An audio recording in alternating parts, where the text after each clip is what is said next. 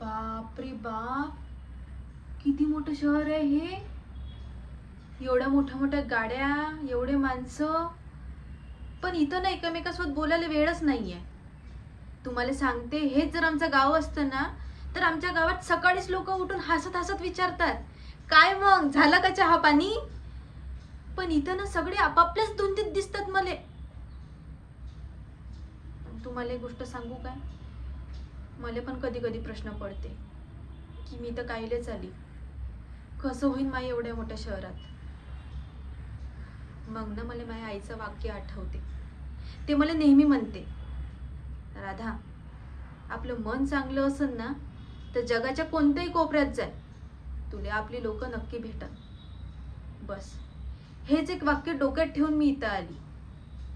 आता इथं येऊन मी हळूहळू सगळं तर शिकन, पण तुम्हाला सांगते, माय गाव, माय माणसं आणि माय हे साधं राहिनीमान हे मी कधीच नाही सोडणार.